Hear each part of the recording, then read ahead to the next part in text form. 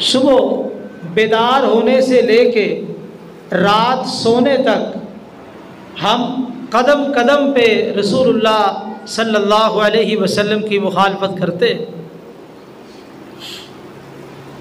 الا ماشاء اللہ قلیل لوگ ہیں جو آج بھی دین پہ جمے ہوئے ثابت قدم ہیں، لیکن اکثریت ان کی صورتحال یہ ہے کہ دنیا میں آنے کا مقصد معلوم نہیں،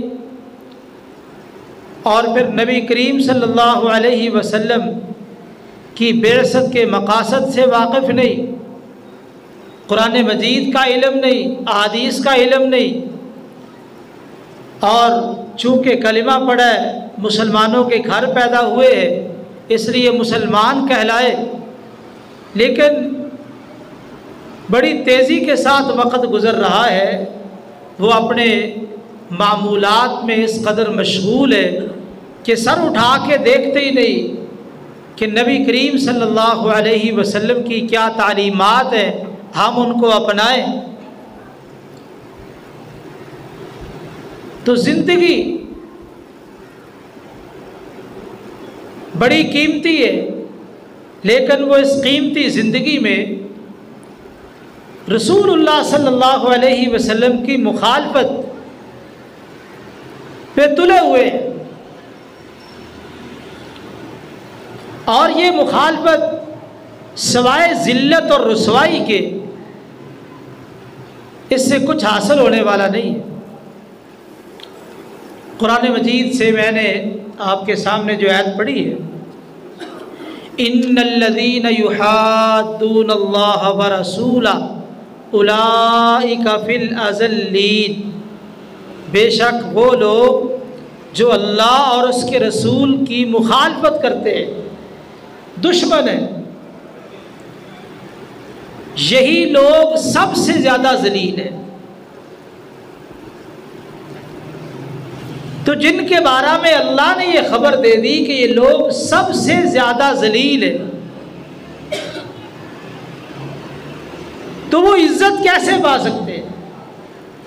عزت پانے کا ایک ہی اصول اور ایک ہی ضابطہ ہے کہ وہ اس مخالفت رسول سے نکلے، رسول کی بعثت اور رسول کی آمد کا جو اصل مقصد ہے اس کو پورا کرے۔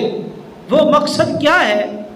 اللہ تعالیٰ قرآن مجید میں بیان کرتے، وَمَا أَرْسَلْنَا مِن رَّسُولٍ إِلَّا لِيُطَاعَ بِإِذْنِ اللَّهِ، ہم نے رسول اس لیے بھیجا ہے تاکہ اس کی اطاعت کی جائے، اس کی بات مانی جائے،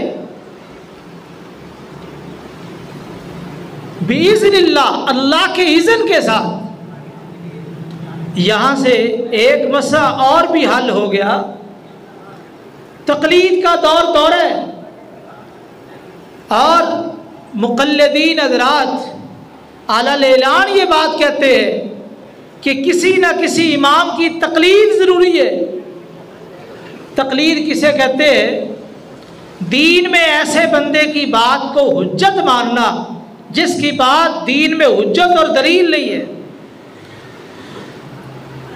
اللہ کی بات حجت اور دلیل ہے، رسول اللہ صلی اللہ علیہ وسلم کی بات حجت اور دلیل ہے۔ اس کے بعد کسی انسان کی، چاہے وہ صحابی ہے، تابعی ہے، تبع تابعی ہے، بہت بڑا عالم ہے، اس کی بات دین میں حجت نہیں ہے، دلیل نہیں ہے۔ اور تقلید کا معنی یہ ہے کہ ایسے بندے کی بات ماننا جس کی بات حجت اور دلیل نہیں ہے۔ اور ہم نے اللہ اور اس کے رسول کی اطاعت کا دعویٰ کیا ہے، اور یار لوگوں نے کہا کہ نہیں، اللہ اور اس کے رسول کی وہ بات مانی جائے گی جو امام کی طرف سے ہو کے آئے گی، ان کی تقلید میں جو بات ہوگی وہ قابل قبول ہے ورنہ مردود ہے۔ تو جو لوگ